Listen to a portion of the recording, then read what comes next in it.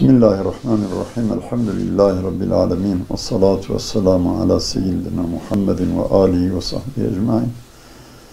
Biz hakikaten Rabbimize hamd etmeliyiz. Allah Celle Celaluhu kurtuluşumuz için bize mübarek Ramazan'ı verdi. Elhamdülillah.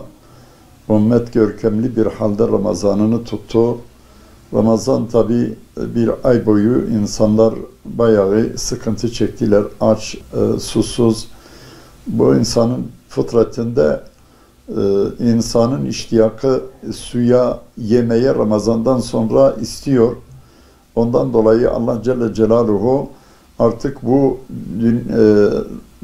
nimete ve taama içmeye insanın iştiyakı çok olduğu için, meşakkati fazla olduğu için Yüce Allah Celle Celaluhu müminlere dedi ki sabırlı davranın, çünkü bize Kur'an'da hep sabır tavsiye ediliyor. Sabırdan dolayı meşakkatiniz vardır fakat kazancınız çoktur. Bu 6 günde, bu 6 gün orucunu da tutun. Ondan dolayı Resulullah sallallahu aleyhi ve sellem buyuruyor, kim ki imanla, ihtisabla Ramazan ayını tutar, ardından 6 gün Şevval orucunu tutarsa o yılın tamamında oruçludur. Yani şunu demek isteriz ki bunu küçümsememek lazım. Kıyamet gününde biz hesap alemine geldiğimiz zaman, mahşere geldiğimiz zaman ve sonradan da cennete gidip de o güzel mekanları gördüğümüz zaman görüyoruz ki biz bütün ömrümüzde oruçluymuşuz gibi görünüyor. Çünkü Allah'a şükür elhamdülillah ümmetin çoğu hem Ramazan'ı tutu hem de 6 gün Şevval'i tutacaktır. Tabi bu hadis de çok meşhur bir hadistir. Hatta Kütüb-i Sitte'den 5 tane Müslüm, Bukhari olmak üzere 5 tane muhaddis bunu zikretmiştir. Ondan dolayı bu 6 günde orucu tutmak, o meşakkatli günlerde orucu tutmak, yani şöyle meşakkatli, başta da söyledim. Herhangi bir ibadetin meşakkati ne kadar fazla olursa sevabı da o kadar fazladır. Onun için bu 6 günü biz oruç tuttuğumuzda yılın tamamında orucu tutmak gibi oluyor. Allah Kur'an-ı Kerim'de diyor, men ca'a bil haseneti felehu aşru emsaliha, kim ki bir haseneyi yaparken Allah onun 10 katını verecektir. Matematiksel bir hesapla biz yaparsak Ramazan ayı 30 gündür. Her günü 10 gün sayılır, 300 gün yapar.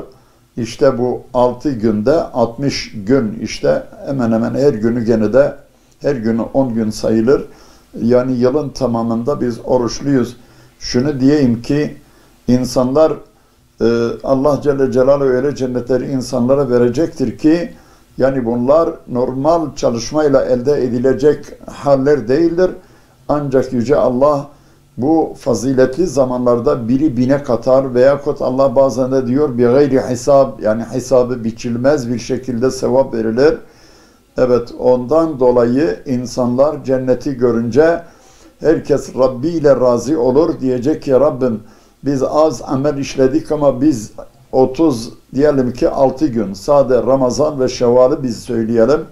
36 gün oruç tuttuk ama biz yıl boyu oruçlu bizi saydınız ya Rabbi.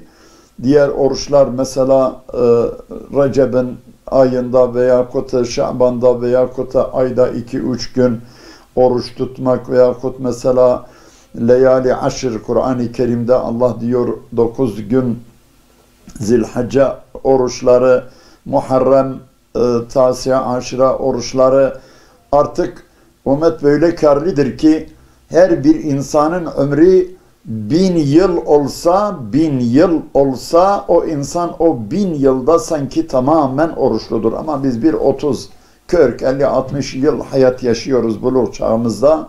Allahu Teala bize bu sevapları verecektir. Rabbimize hamdolsun, küçümsememek lazım. Zamanların değerini bilmek lazım. İbadetleri küçümsememek lazım. Allah Resulü buyuruyor, diyor ki siz ibadetin küçüklüğüne bakmayın. O Allah katında çok büyüktür. Siz günahın da küçüklüğüne bakmayın. O Allah'a karşı bir isyanlıktır. Hem ondan bir sakınmamız lazım hem de ibadete çok zevkli, iştiyaklı olmamız lazım ki hem dünyada bize huzur verir hem de ahirette Allahu Teala bizi saadete erdirir. O yüce mükafatları verir. Allahu Teala bütün ümmete izanı imanı nasip eylesin. birliği, beraberliği ümmete nasip eylesin. Kardeşlik duygusunu nasip eylesin. Kalbimizde müminlerin kin ve adavetini Allah-u Teala yerleştirmesin. Esselamu Aleyküm.